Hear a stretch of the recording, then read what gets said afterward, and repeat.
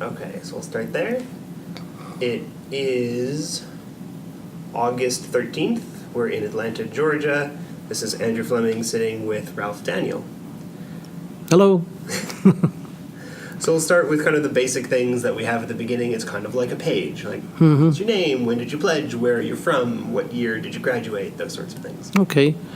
Well, as Andrew said, I'm Ralph Daniel. I pledged Alpha Chapter in 1960, but my association with the fraternity actually dates almost from the time that I went to college, because the director of music there was playing the bell tower. He was the only one. And so I asked him, well, how do you get to do that if you wanted to? And he said, well, we have a alma mater contest coming up where we're encouraging the students to learn the alma mater. And to that end, we want someone to play the alma mater every day at noon. And the reason this is a contest is because Mu Beta Psi is sponsoring it. Well, I didn't know what Mu Beta Psi was. Had only been in college 2 weeks at that time. But that's when my association actually started with them. So anyway, I knew they existed, didn't know much about them, and I played in almost everything that I could find. In addition to playing the bell tower, I played glockenspiel in the marching band, flute in the concert band, sang in the varsity men's glee club, and later in the collegiate men's glee club, played tuned percussions in the percussion ensemble, and that's all I can remember, but that's enough. Are there any ensembles that you avoided? No. I could not play in the fanfare band because they met at the same time as the symphonic band, but I was in the marching band, which preempted both of those during the football season. And I used to say that I got to see every football game that the state ever lost, which was most of them, or at least every home game. So what was the presence of Mu Beta Psi in those organizations? You said you hadn't heard much of them, but you were in all of these groups. Was there a large Psi presence, or was it kind of in the background? Frankly, it was a little bit in the background. I knew they were there, and I knew some of the members, but I didn't know much about them. And when they tapped me, so to speak, it was not a formal thing. They didn't come out in the middle of rehearsal or anything like that. They just, I think they sent me a letter. And I thought, okay, we'll see how this works out. Because if they require me to do anything that I don't want to do, then I'll just drop it like a hot rock and move on. But everything looked kosher to me, so I decided, okay, I'll join. Were there any particular people that helped bring you in, or any particular brothers that kind of influenced you early on? I can't remember any names, but most of the people that were members, I valued their input to the musical organizations. I do remember one name, Hobart Whitman. He played French horn, and he had perfect pitch. So he could tell you immediately if you were out of tune and by how many semitones, and that was impressive. He was a very, very good guy. Wow. And was he was ahead of you or older than you? Yes, yeah, he was at least 1 year ahead of me, maybe 2. But he of course was already a member, and I figured if he was a member, that was good enough for me. Is there anyone from that time you're still in touch with? Yes. My best friend in college, Ted Halverson, and he was a year behind me. And the way we met was kind of unusual. We were both in the marching band. He played cymbals, and I was playing the glockenspiel. And I saw him, during the formations, we might cross paths. And I thought, okay, he's got cymbals, I've got a mallet, let's see how this works. And he would go by, and I'd swing the mallet out and crash the cymbals. And then the director would look over, what is this? There's not supposed to be any cymbals crashing there. And it got to the point where when he saw me coming, he would pull the cymbals against his chest so that they wouldn't make a sound when I'd hit them. And we kept on meeting in other places. We we were both Lutherans, so we went to the same church there. And when his time, I was already in the fraternity by that time, and when his time came up, since he was a year behind me, I invited him. And so we both went to the first convention that we had had in years, and he became the first editor of the Clef. And he was a nuclear engineer, and I was an electrical engineer, and so we went to different places, but we kept in touch and still do keep in touch. And so in those days, we didn't think anything about jumping in the car and driving hundreds of miles. So even though he worked in Newport News, Virginia, and I worked in Panama City, Florida, he would get in the car and drive all the way down there. That's well over 1,000 miles, I think. Wow. And that's one of the things I like about this fraternity is that is still largely true today. You know, we have people driving all over the country. well, this convention's an example of that, isn't it? Yeah. Yeah. So you mentioned that the convention, that was 1961, right? Was the first convention after an absence. About 7 years, and there's a reason for that. Of course, Clemson, the only other chapter at that time, came in 1937. And usually, as I understand it, they would have conventions at one school or the other, depending on where the football schedule would line them up. And that was because, of course, the bands would be traveling back and forth. But the Supreme Court decision in 1954 outlawing segregation, state integrated almost immediately, but Clemson did not. And there was an incident, this is before I was there, where our black players went into their all-white cafeterias and so forth, and they just weren't accepting of that. And so they decided not to send bands to each other's campuses for a number of years there. And that meant that if they were going to have conventions, since I wasn't there then, they would have to travel on their own. And so they just stopped for a while. Wow. But by 1960, things had settled down, and we decided we wanted to get back together, so they started then and have continued unbroken since then. Well, yeah. That was also, the 1961 convention kind of carries a lot of historical weight for the fraternity because a lot of things happened. Right? Yes. Not just reestablishing the unbroken chain of conventions, but the establishment of the Clef under Ted Halverson. Right. What was, where did that come from? How did we decide to codify a newsletter?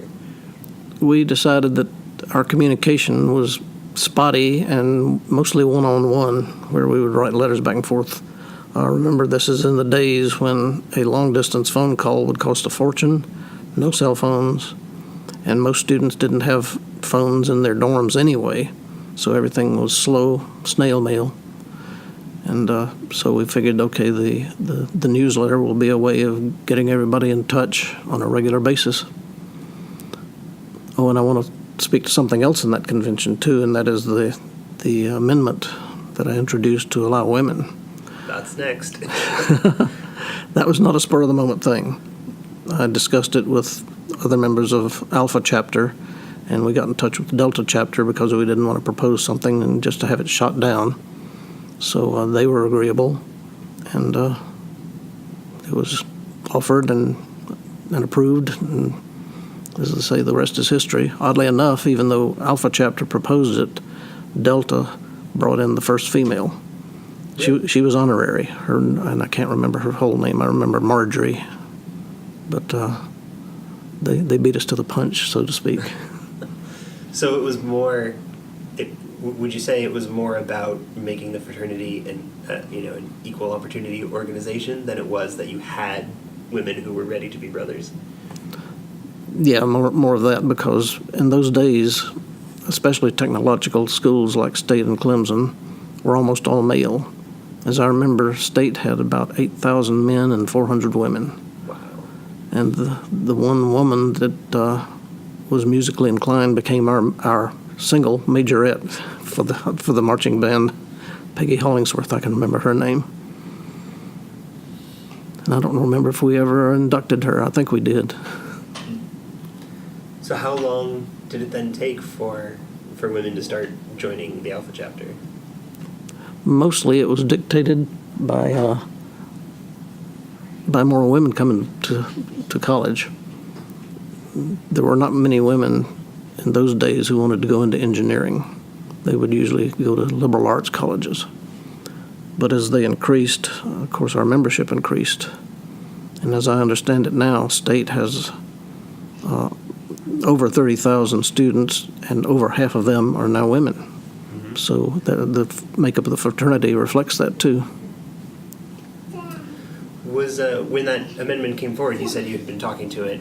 You were talking about it for a while. You had approached Delta in advance. Was it you? Was it a group of people?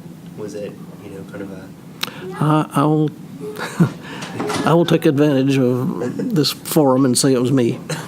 Yeah, I brought it up. Didn't know where it would go, but it just seemed like the fair thing, the right thing to do. And did you expect resistance, or did you expect everyone to kind of? I did expect some resistance, but when I saw how the other brothers of the Alpha chapter reacted, I figured Delta would probably be about the same way, and they were. And so the big question that comes up every few years is, we've had women in the fraternity since 1961. We still call ourselves a fraternity.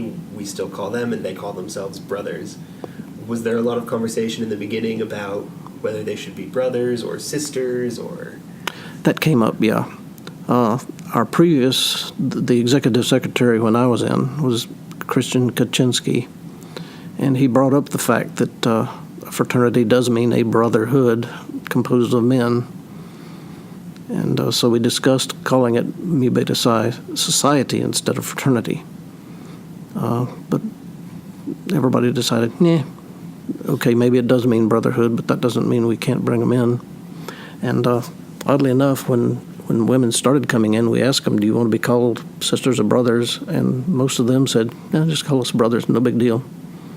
I'm not sure that would be true now. Yeah, it still comes up every so It does, often. yeah, okay. Yeah, but there's kind of this myth in the fraternity that when women were admitted, that the women were allowed to decide whether or not they wanted to be called brothers, and depending on who's telling you the tale, they all kind of went off into a room and came back and said, we want to be brothers. It sounds like it was a little more informal. Yeah, I don't remember anything like that. Doesn't mean it didn't happen, and it could have happened after I left. But by that time, they had been admitted for 22 years or so. So it would have happened by then, I would hope. Yeah. So after you graduated, right? You didn't go straight into National Executive Secretary, which no. You were in for 17 years. Kaczynski said he wanted to retire, I think at that 61 convention, but of course we weren't prepared to select anybody yet, as I recall. I would have to go back and check to be sure, but I think it was the next convention that he officially retired, and John H. Butler, the director of music at Clemson, took over. He volunteered, said he would like the post, and so since he was a faculty member and he'd be around a long time, we went for him. And I'll mention that we did do back and forth conventions between Clemson and State for a long time there. But Delta had a history of going to Myrtle Beach, South Carolina, the first week after school was out. That sounds nice. It was. And we decided, hey, this is a good deal. Why don't we just have our convention down there? And so for the first week after school got out, we would go to Myrtle Beach and try to find time during all the beach activities to squeeze in a business meeting, which was not always easy. Usually we would do it on the Wednesday, since it was in the middle of the week. Try to get everybody together and sober enough to have a business meeting. And it was wild. And Butler was wild, too. Really? He was faculty, but he was more of a brother during these conventions. And he's still alive. He is? Yes, he's retired, of course, and still lives in Clemson. And I recently, I tried to get in touch with him, but something fouled up about our email, and I've never been able to. Maybe he doesn't want to discuss it, I don't know. But after I graduated, Just checking. okay, I went to work at Panama City, Florida, at the Navy base there. Mm-hmm. And I kept on thinking about the fraternity, and I would send him suggestions, notes, letters, and so forth. Still, phone calls were too expensive in those days. And I don't know whether he got exasperated or bored or bothered or just felt like retiring, so he asked me if I would consider taking over that office in 65. Was it 65? I think so, yeah. And I said, sure. I'm sending you all these notes. I'll just do it myself. And there was a little contention because I didn't know it, but he hadn't discussed it with anybody. And so when he brought it up, it looked like a done deal behind the scenes. And so Alpha objected, and they wanted to know if they could have somebody at least running against me. And they proposed Milton Bliss. Really? And so they, of course, he hadn't agreed to anything like that, didn't know anything about it, so they called him up, and he declined. So there was nobody left but me. He would have probably gotten it, I think, if he had wanted to run. He was faculty at the time as well. Yes, he was faculty at State. And, of course, as you know, he wrote our present Psy song. So, and I'll back up on this a little bit. I've got a long association with Bliss. My senior year in high school, he hired on at my high school. He was only there for about half the year because his real job was going to be at a new high school that was opening up in town. He was going to be the choral director at Page High. I went to Greensboro High, which was the only one in town at that time. So then after he went there, he started directing the choir at my church, which I wouldn't be in except on some break. But got to know him there, and he would ask me questions. Well, how are things at State? Do they have any openings? And I thought, what's going on here? I don't know. I'm just a student. I don't know what the faculty is doing. Well, sure enough, he was angling for a position there, and he got it. And so got to know him that way. Again, I accused him one time of following me because it seemed like everywhere I went, he went. And, of course, he went on to compose the Fraternity song. And I'm going to diverge here for a minute and talk about what seems to be, strangely enough, a Lutheran connection with the fraternity. It's not intended. There's nothing in our laws that mention anything about religion. But it turns out that our founder, P.W. Price, was a direct descendant of Martin Luther. Really? I didn't know that until Curtis Craver, one of our faculty members at State, wrote a history of the music department and had a big article on him. Second executive secretary, Christian Kaczynski, was Lutheran. He went to the same church I did, Holy Trinity in Raleigh. I don't know about John Butler. He probably belongs to the First Agnostic Church. But then I come along, and after I left, Fieldbrandt, I can't remember his... John Fieldbrandt? John Fieldbrandt, yeah. Yeah. He's a Lutheran. Milton Bliss wasn't Lutheran, but he is now. He took over the job of directing the Lutheran Church in Raleigh and decided to get confirmed there. So there's this strange connection that I don't understand. Nothing official, but it's just there. Yeah. It is interesting the way the threads kind of come Yeah. together. It's interesting to hear you talk about Bliss and Butler, particularly because they were faculty at the time that you were collegiate. And I think today, there seems to be more of a divide between the faculty members who tend to be honorary and not go through, the full initiation that a collegiate brother would do. And they tend to serve more in a kind of an advisory role. But in talking with you, it sounds a lot like they were, at the time, much more active, much more engaged, much more part of the brotherhood. Can you dive into that? Like, what was the relationship like? Well, I don't know that they were really that active. I can't recall any of them coming to our meetings. Just Myrtle Beach to drink? Yeah, definitely there. But of course, Barnes was an honorary member.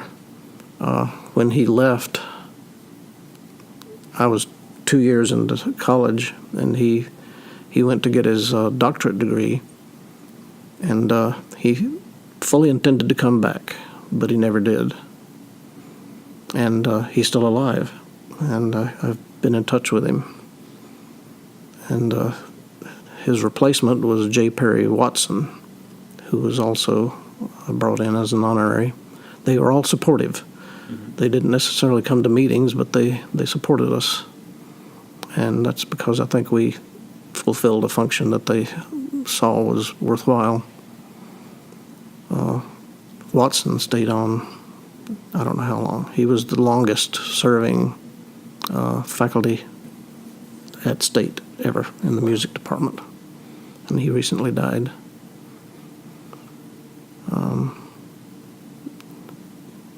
I'm not sure about Butler since I wasn't at Clemson, but I know he stayed on a long time.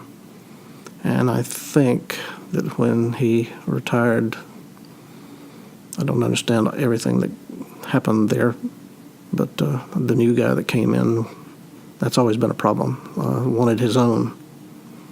And since Clemson, like State, had no music degree, the best he could do was Kappa Kappa Psi band fraternity. So he brought them in, and they took over the vast majority of the band members, which only left choral members, and just not enough to survive there. Ryan Houck, I think, would probably be able to fill you in better on what happened there. Yeah, he talks about that a lot. Yeah. That's one of the things that chapped me a lot, too, because they were really a stronger chapter than Alpha, at least during the days when I was down there.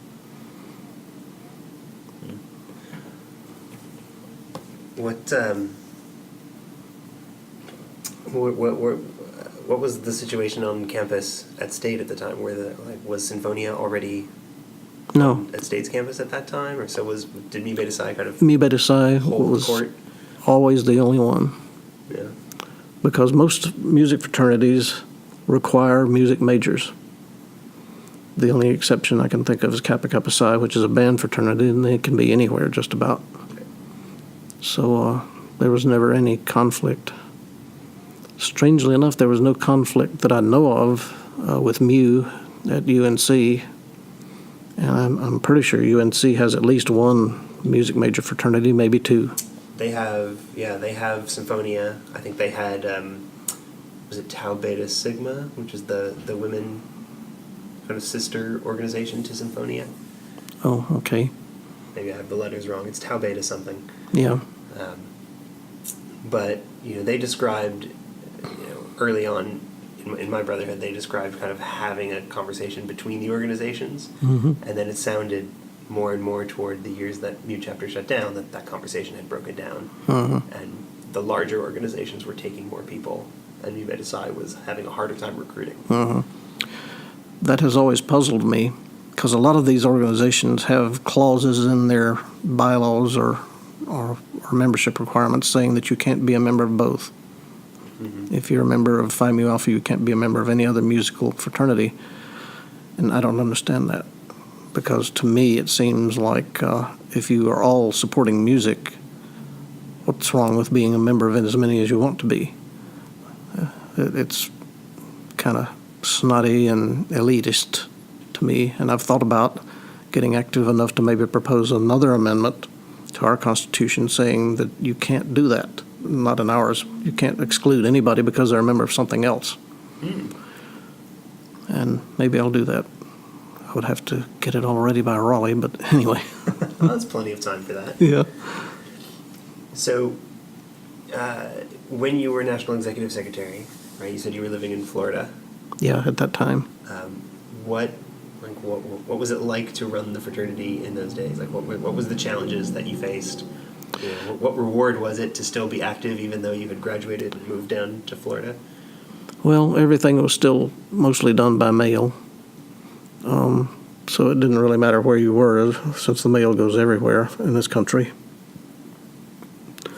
It meant that I could not visit a chapter very easily because it would involve 400 or more miles to go to a meeting, which wasn't worth it.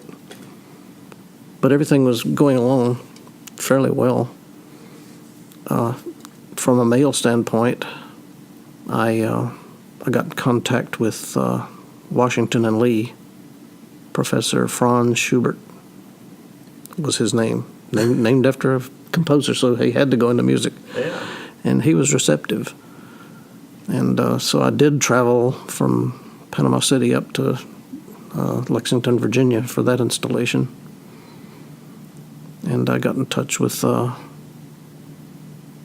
Tribe Beta Fraternity up at Michigan Tech. I sent out a lot of letters. In fact, I just came across another stash, and I sent it to Kulik of letters I sent out and replies I got back, but either I couldn't follow up on them or they weren't interested or something like that. So I was hoping to ask you about Tri Beta because I pledged Zeta. And, you know, since then we've also had Pi. That Pi chapter was originally a local organization called Mu Upsilon Alpha that was at Rutgers. Yeah. In the same way that Tri Beta was a local organization at Michigan Tech. So how did that come to pass? Well, I've probably given the correspondence on that to, I probably didn't have it to give to Nathaniel because I turned over everything when I resigned to the new executive secretary, and I don't know how well that was kept. But, yeah, I got in touch with him. I think the Kirkish probably put me in touch with them. He said, "Oh, okay, we've already got a local here. You want to? Here's their address if you want to talk to them." And the members at that time thought highly of it, so they said, "Okay, we'll do it." And I remember making that trip up there. That's a long trip from Florida. Well, I didn't drive. I flew. I think by that time, yeah, I'd already moved to Marietta. Because in 1966, I left the Navy and came to work for Lockheed. And so I was already up here by then, but I still flew. And I thought I knew how to deal with the cold. And I did for the most part. I knew to wear layers and all that, but I forgot totally about shoes. So I was wearing loafers like I have now. One step into the snow and it all goes right into my shoes. And the high that day was 10 below. Yeah, well, that would have been November, right? November. No, I think it was 67. March. It was after the Winter Festival. You know, Right. the ice sculptures and all that. It was right after that. I felt sorry about that. I'd like to have seen them. I saw the pictures. But that's how that worked out. And I've been up there a couple of other times for conventions. So was it you seeking out other colleges and universities, or had you? Yeah. Yeah, I would just write blind letters to, usually I'd send one postcard to the school itself saying, "Can you tell me who your director of music is, or who's in charge of your music department," or something like that. And they'd send it back, and then I'd write to that person and just tell them what we were trying to do. Do you have students that you think might be interested in forming a musical fraternity, which will aid you in your work, we hope? And sometimes they'd more or less tell me to get lost. But sometimes they'd say, "Well, we've got the president of our band or glee club is so-and-so, write to them."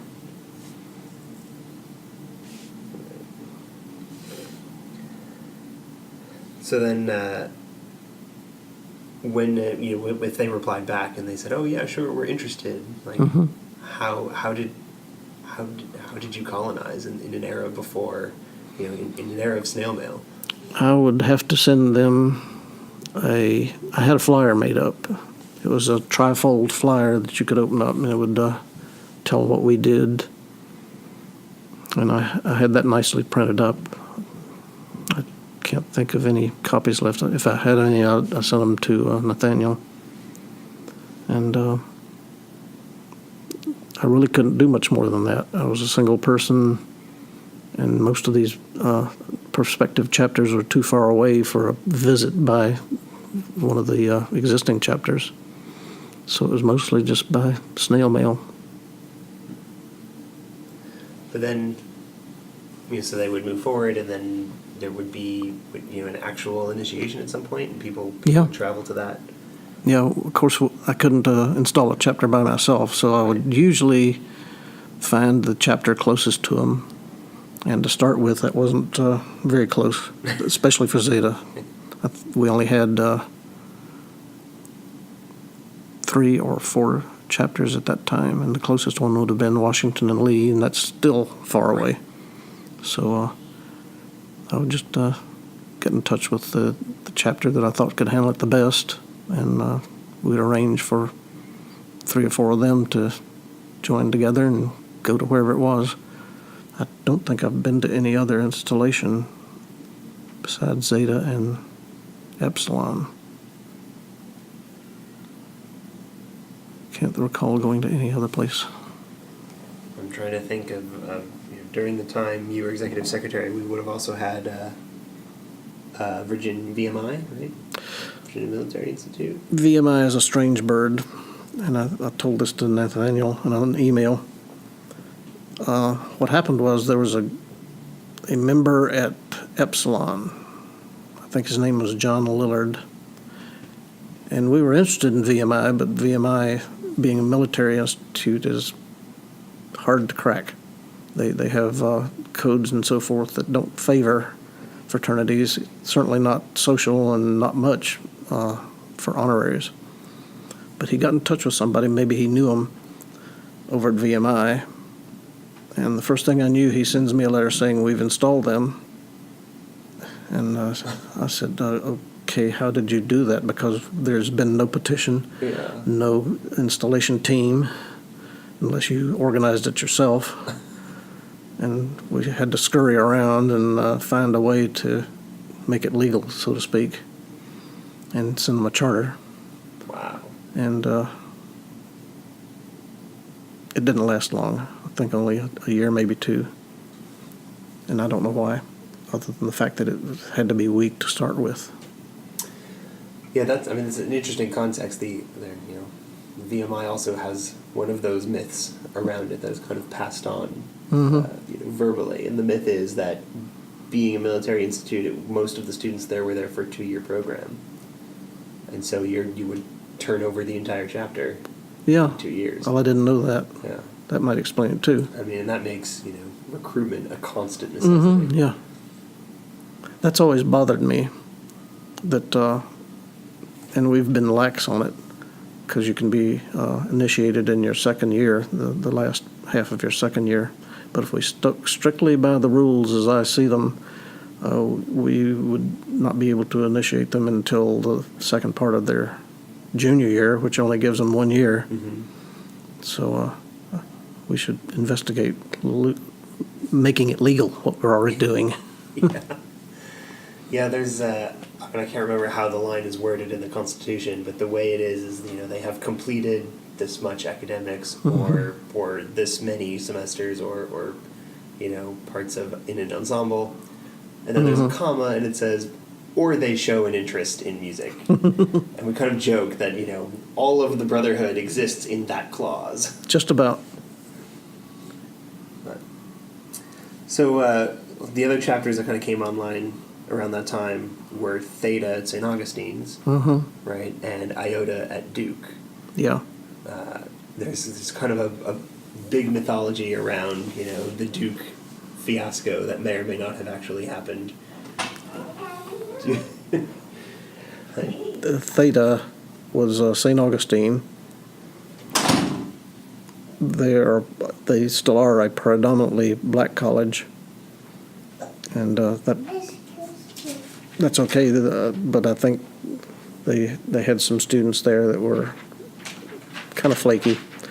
They are the only chapter I ever had whose check for the membership bounced. Oh, really? I just wanted to discuss the logistics very quickly. Yeah.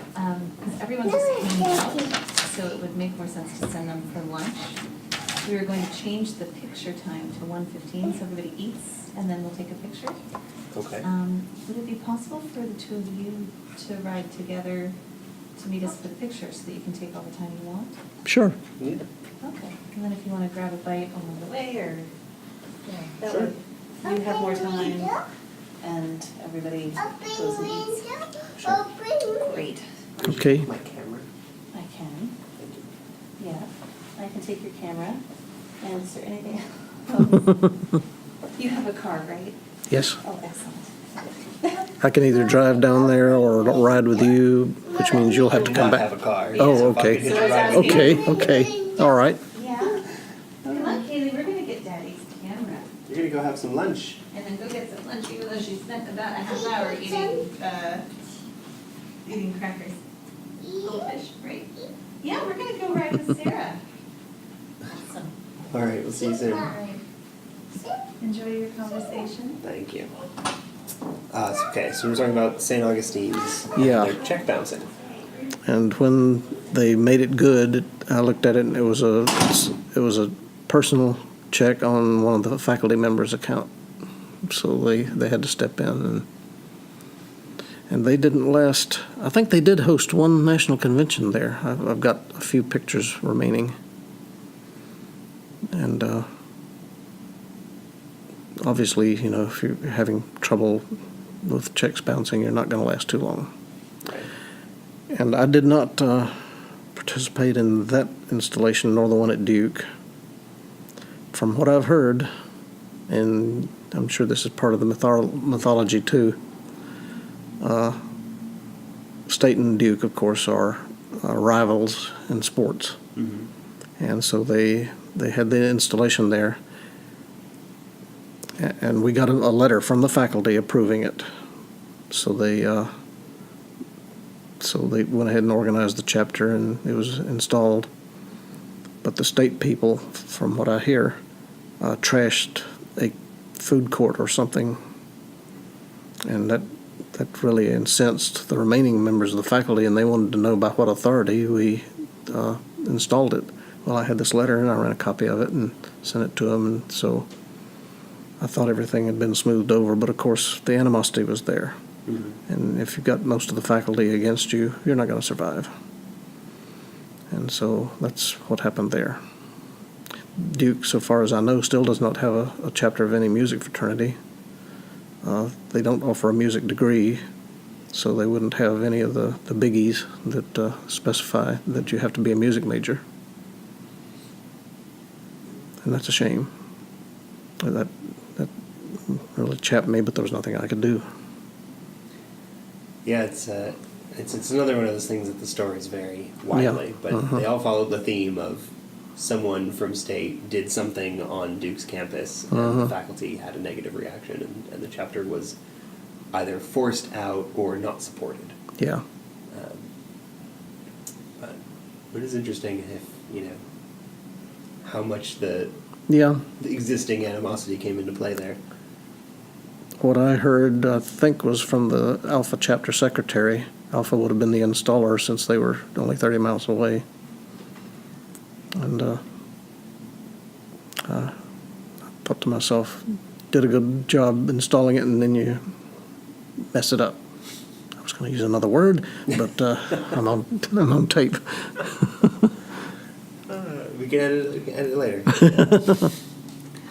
Yeah. So that's all those chapters, and you were National Executive Secretary for 17 years over that time. 18. 18 years. What prompted you to step down? Oh, I hesitate to say it a little bit, but I think things are better now. I found that what would usually happen, every convention, somebody would want to run for president.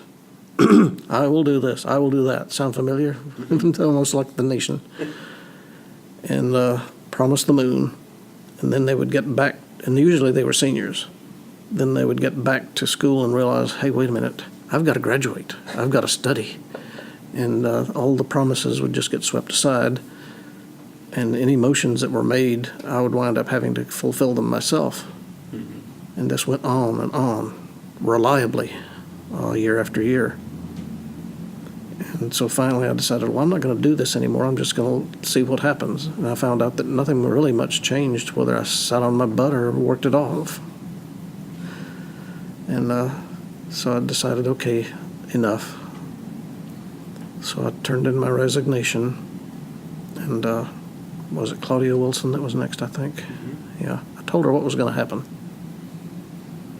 And sure enough, she found out. That's what happened. From what I've heard, and like I say, I hope this doesn't get out too much, but anyway, from what I've heard, she got vindictive and started denying shingles to people who didn't behave right, so to speak. And so it was really turning against her. And I think that is what led to the current setup where the secretary only serves 3 years instead of life, because nobody wanted to have that happen again. Right. And when I worried, is it going to survive without me? Well, of course it is. But I decided I would not interfere in any way. I would keep on coming to conventions, which I did until she resigned, and offer any support if asked, but I would not try to control anything from behind the scenes. I would offer no suggestions unless I was at a convention. I would just basically, like you would quit a job. You might not ever go back to your old job, but I sort of did when I went back to conventions. And I hated to do it, but I said to myself, well, sooner or later I'll die, and what would they do then? So don't worry about it. That's fair. And I'm glad to see that it has prospered like it has. I'm upset that we seem to lose as many chapters as we bring in. If you look at the list of inactive chapters, it's about the same as the actives. Mm-hmm. And I don't know what the solution is to that. Maybe a better vetting process when we bring in chapters or something like that. Yeah, I mean, it's been a mix. I've been a brother for 15 years now, Mm-hmm. and there are as many active chapters today as there were when I pledged. But they're not the same ones. They're not the same ones, yeah. And it's been about half and half of new chapters that haven't gotten a footing, Mm-hmm. or old chapters that have, sort of given up, like Mu at UNC, or Delta. Yeah, Delta you can blame on somebody else. St. Vincent's is unique in that they changed the way the college was organized, and that's something you can't anticipate or do anything about. But we got good members from all of these when you look at the Alumni Association. It's true, yeah. It's nice to see, we still have Deltas and Kappas Mm-hmm. and Xis always at conventions. Mm-hmm. They're still all national officers. What I would like to see, and I don't think I could help much, would be an effort to try to rejuvenate, whatever the right word is, the old chapters. And I've always said that if I won the lottery jackpot, I would set up scholarships for Mu Beta Psi members and just see if the faculty has anything to do with that, because how are you going to say, you gotta leave, oh, by the way, all you guys that were hoping to get a scholarship, So, money talks. Yeah, that's true. So just pray for me to win the lottery. Keep my fingers crossed. Yeah.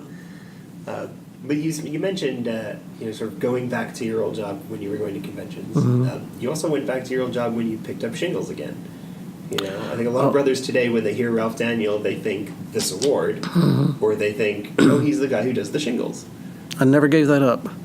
Okay, I'll give you some history on that. When I pledged, the shingles were all hand-drawn by Kaczynski. He actually he got out his pen and did all of the engraving of the names on the shingles. By hand. By hand. And he kept on doing that for a while. I think he did it through the Butler years. But after I got in, he indicated that, especially after we started getting more chapters, that he just couldn't handle that. And so I was working for Lockheed by then, I think.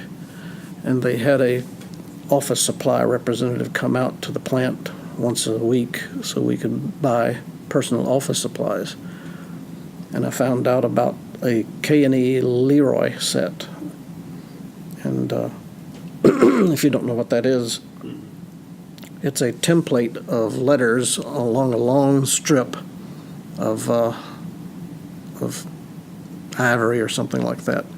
And you run a pen, or actually you run a little nib that guides a pen to make the letters. And it makes hollow letters, and I'd have to go back and fill them in. And it took sometimes 20, 25 minutes to make a single shingle, which was okay as long as nobody initiated 100 people at one time.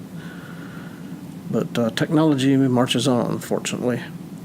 For a while there, I rigged up I was in the electronics lab at Lockheed, and we had Hewlett-Packard equipment there.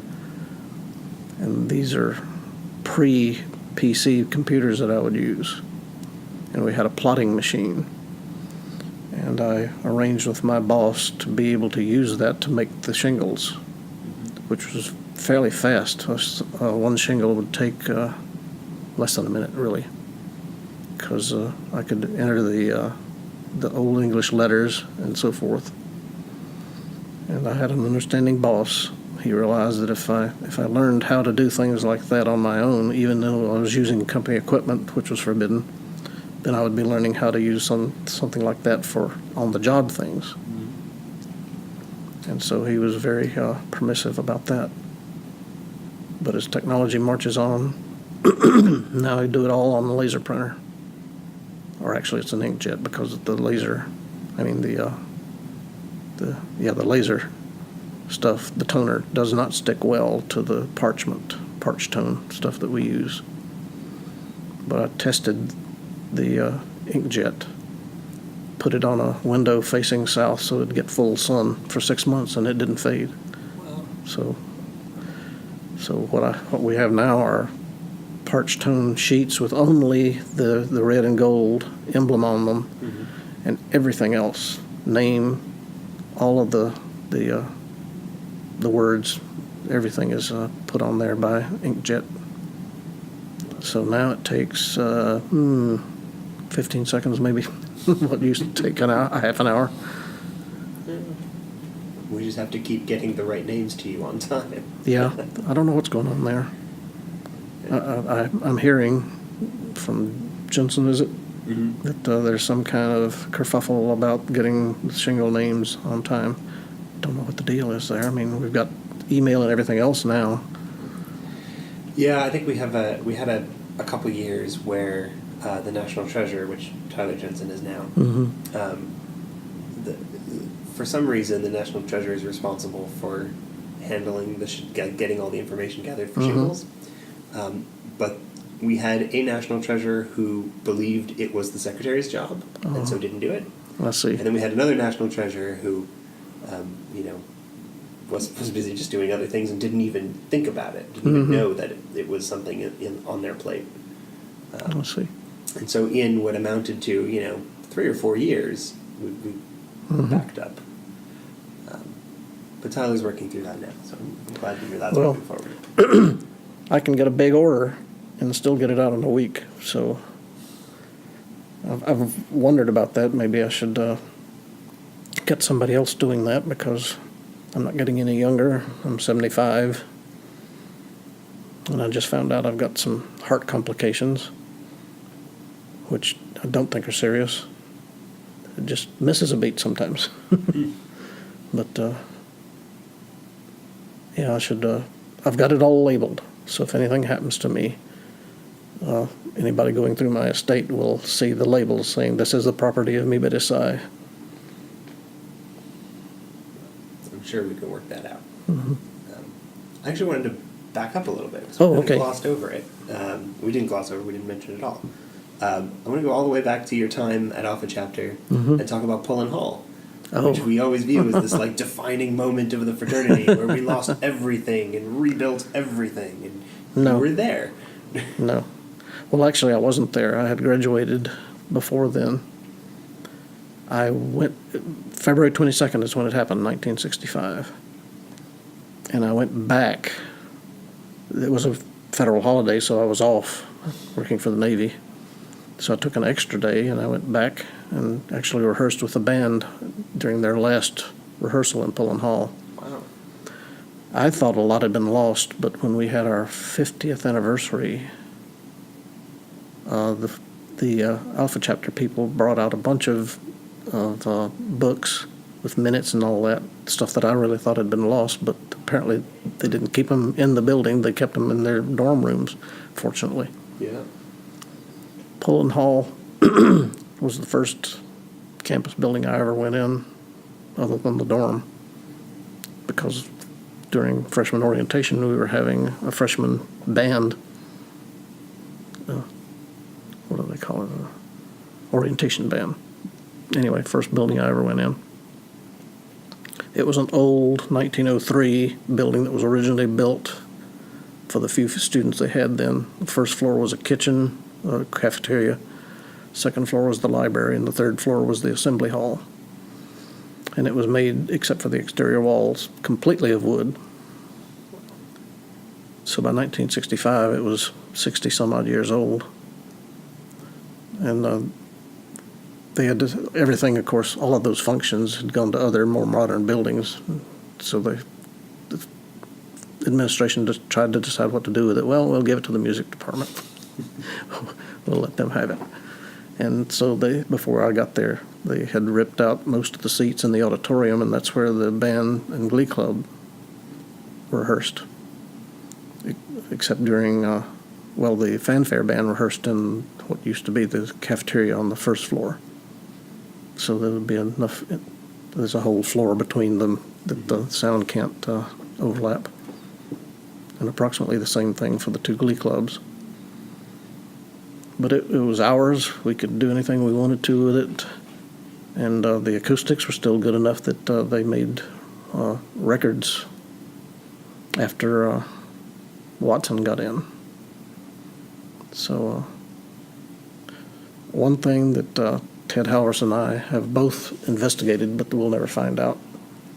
In the music director's office, there was a huge painting of the Mu Beta Psi seal with a background of clouds and stuff like that, and kind of a light shining behind it with the rays coming out. Wow. Probably oil, maybe watercolor, I don't know. Bigger than that screen. And of course it came down to the building. But we have both tried to find out who did it. And Robert A. Barnes, the director, when I first went there, I still keep in touch with him. So I asked him, do you know about that? And he honestly didn't remember it, even though he was in there with it for 4 years. And there's nobody else I could ask. It was there long before Milton Bliss, so I could ask him, but I don't think he would know. But I guess that kind of gives you an idea of the support that the faculty gave me Beta Psi to have a big picture like that in the director's office. Yeah. Wow. It's interesting. So there was an interview with Milton Bliss last week, or 2 weeks ago now. Yeah, I just read about that. Yeah, and he described the fire, sort of from the faculty perspective, as kind of a blessing in disguise. I think was the phrase he used, because it allowed the music department to essentially reset itself and get a buy new all new things and expand the library. Well, I'm curious to hear more about how the fraternity felt at the time. Like, did they feel like, this was a chance to change, Well, or was it just this traumatic thing that happened and they moved on? I don't know, because I wasn't really there. Yeah. I do know that we were allowed to set up a music lounge, which was basically the Mu Beta Psi room, because we had keys to it and could go in there at night. And my parents had just moved from one house, not really a big house, but a smaller house, at any rate, to a smaller house, and had a lot of furniture that they could not do anything with. So they donated it to the fraternity room. And I was always surprised at how tiny it looked, because in a house with only 8-foot ceilings, it looks one way, but in an institutional building with 15-foot ceilings, it looks like doll furniture. Mm-hmm. But, well, at least we got to use it for, 63 to 65, a couple of years. Right. And so did you go back when Price was built? The hall? Oh, yeah. Yeah, I've been back a few times. I've been in Price. Of course, we had our 50th anniversary convention at State, so got to see that. They have a lot of, or did at that time at least, Mu Beta Psi emblems on the rehearsal rooms and so forth. So the presence is still there, and I suspect it will be. Mm-hmm. Unless you always have to worry. What are we going to do if we get an antagonistic faculty member in? There's nothing you can do. Right. Yeah, well, I think they've, even in some recent years, even with faculty relations being difficult at times, they seem to still be able to work it out. Mm-hmm. And I think, there's a particular feeling around Price and at State that says, we really have to stay here. We have to, have to keep our Alpha chapter. Yeah. So. That would be the most severe blow of all, as far as I'm concerned. I'm also curious around that time, there's no one, very few around today who have worked with or talked with Kuczynski. And so, what was Christian Kuczynski like? What was his impact on the fraternity at the time? Oh, he kept it alive. After Percy Price had his heart attack, Kuczynski was hired in. Didn't know anything about the fraternity, of course, and so they surprised him by initiating him, and he really liked it. He took it over. Tried to find out what Price was up to at the time of his death, hence the unknown chapter, Gamma, which I personally don't think ever existed. I don't think Price had a chance to do it. But I got to know Kuczynski because he had just retired the year before I went to State. Mm-hmm. And he was one of the names that we could get on our sheet. Incidentally, I saw the playing cards here. Yes. And I actually didn't get his name on mine. I thought I did, but I didn't. But got to know him on a personal level since he was no longer a faculty member. And I remember Ted Halverson and I would go to his house, which wasn't too far from the campus, and sometimes have dinner with him and his wife. And he would tell us about the old days, which in his case really were the old days, because that was from, when did Price die? 26? No, it had to be after 28, because he got Beta in. Yeah. But Kuczynski was on the faculty until 1957, so pretty long time. He was very personable. Reminded me of the old movie type of professor with the pince-nez glasses and all that. Gray-haired by then, of course. But very personable. Still cared a lot for the fraternity. Mm-hmm. Which, of course, is why he was still executive secretary even after he retired. And at one of the conventions we had at Clemson,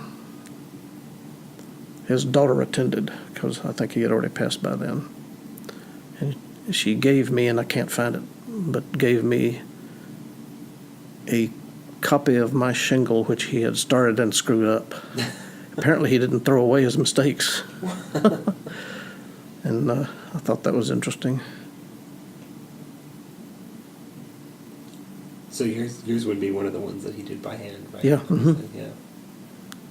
He kept on doing that, like I say. I think he did it through the Butler years. Wow.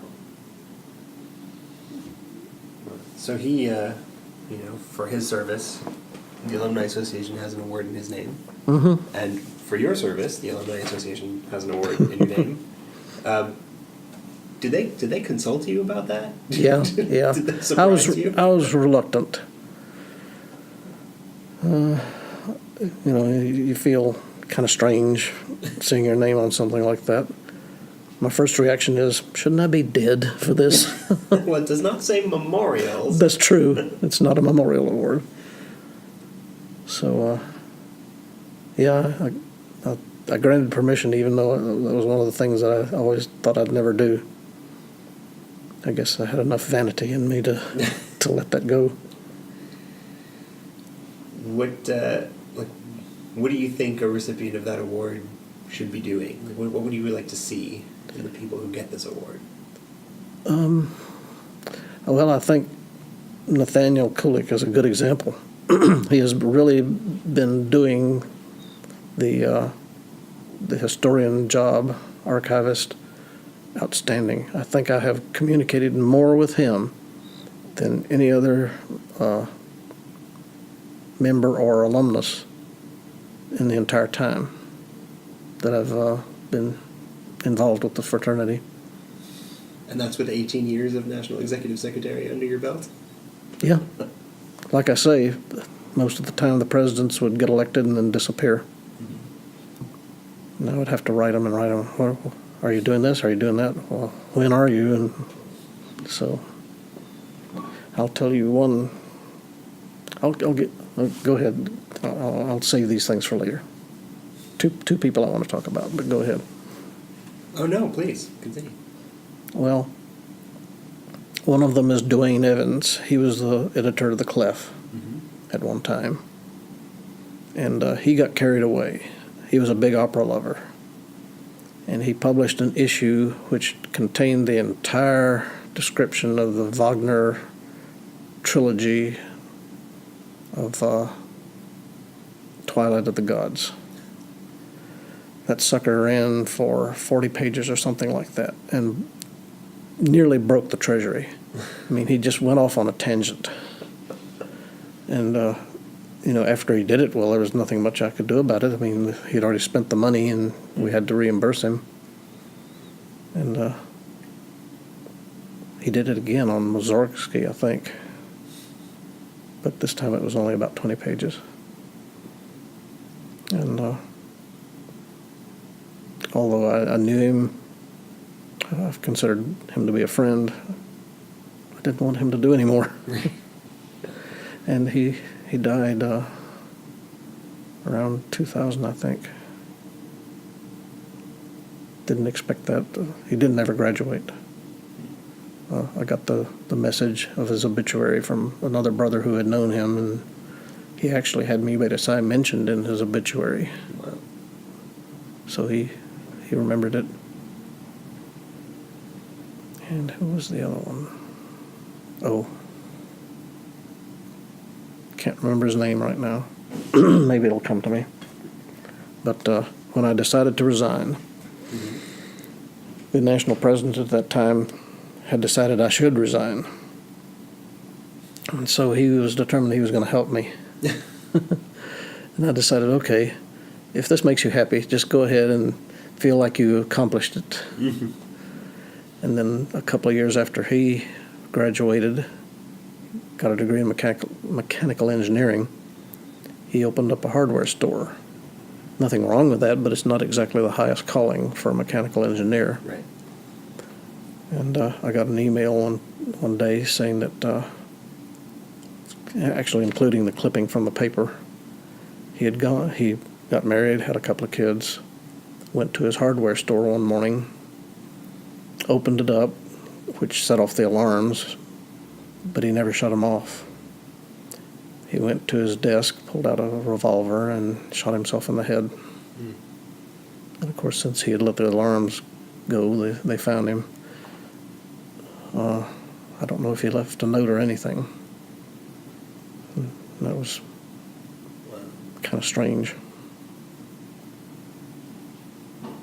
Some things that probably shouldn't be published, but they happened. Mm-hmm.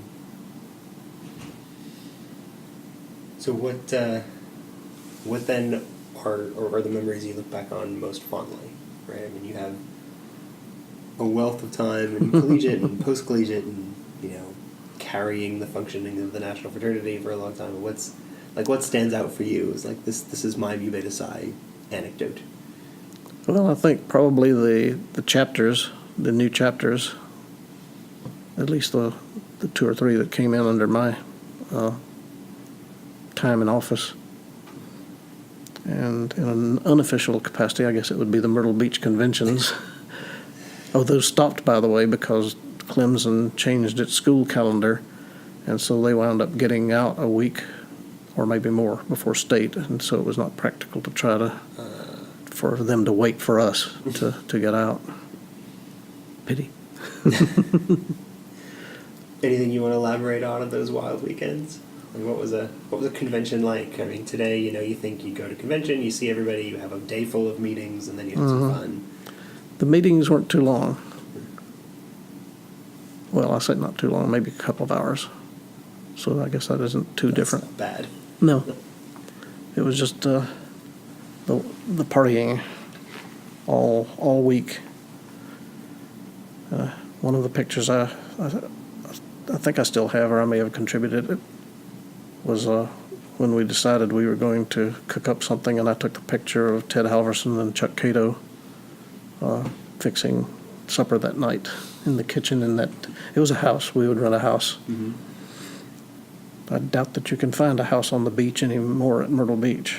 It's all high-rise. Yeah. But it was fun. I don't drink that much, so I was not inebriated. So you got to remember them. Yeah. Which is kind of Yeah. smart.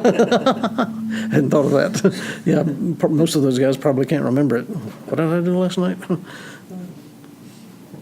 So then what's the biggest change you think you've seen across these decades? Well, more women. In fact, they are almost the majority now. I think they are. Yeah. In the last list I saw. Didn't see that coming. That's okay. But I felt like saying, you're in the fraternity, you and you and you and you and you, because of me.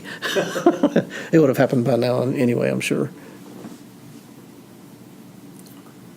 And you mentioned earlier talking about the fraternity as honorary and things, and I think from the early days it's always been very service oriented, particularly at state. Mm-hmm.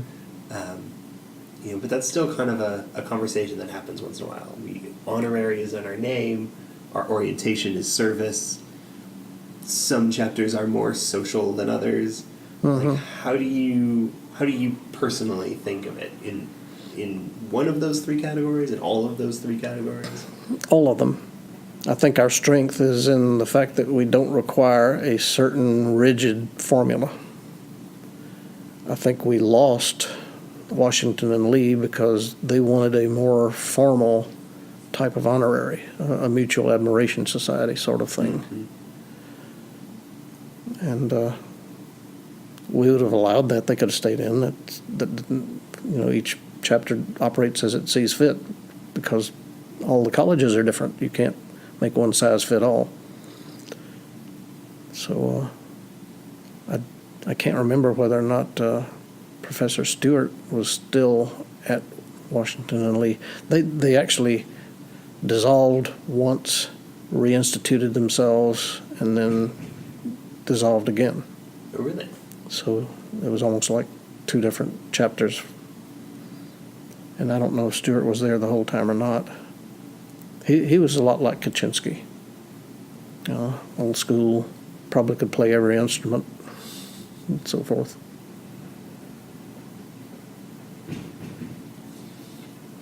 And so, this is a question that I like to ask everybody because it's something that, at Zeta and in a lot of chapters, you sort of get asked to kind of say, why do you want to be here? Mm-hmm. Like, when you think about brotherhood, and you've been in this brotherhood for a lot longer than, everyone else in this room, like, what does that mean for you? What special place does that hold for you?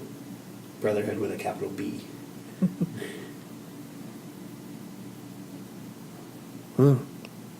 That's hard to put into words. You can feel it more than you can say it.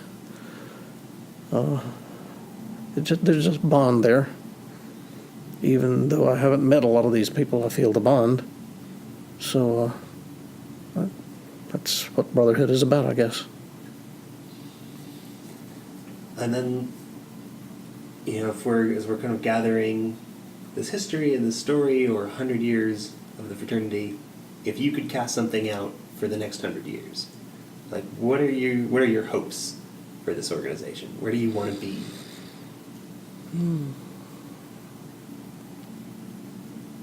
Well, I'd like to see them function more or less like they do now.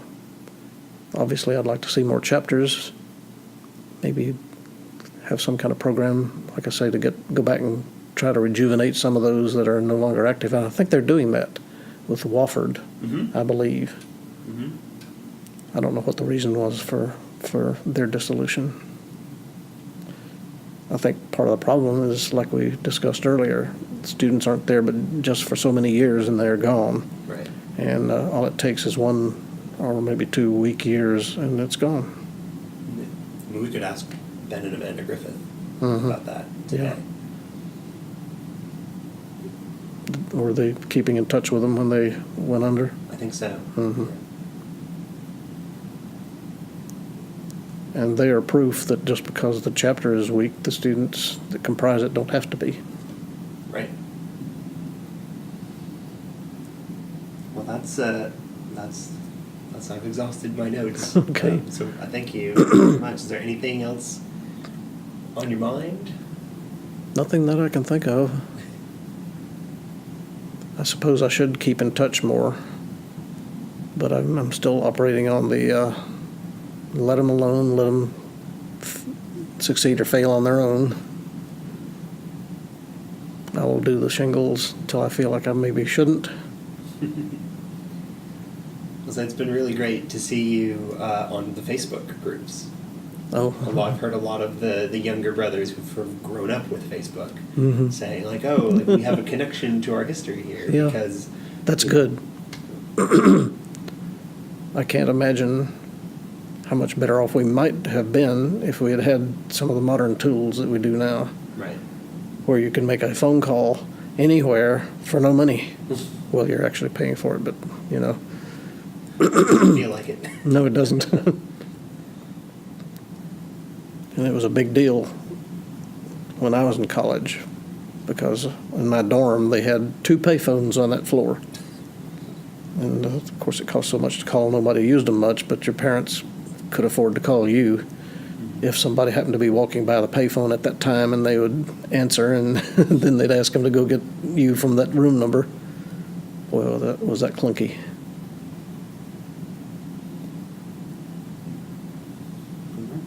But we will see. I think what I saw today was very impressive, especially with the electronics. I shouldn't be impressed with it. I mean, that was my job, but that was 20 years ago. A lot has changed in the 20 years since I retired. It is amazing how fast it's moving. And it's been incredibly helpful. Yes. Bring the fraternity. I think the fraternity is a lot closer together now than certainly in the past. But, even when I was in college, we had email, but it wasn't the thing that you used all the time. Yeah. And so, the chapters met at convention and then didn't talk to each other the rest of the year. Or maybe once in a while you'd get somebody's email address and you'd keep in touch. But now, everyone in every chapter knows basically everyone else. Yeah. And that's good. May brotherhood prevail.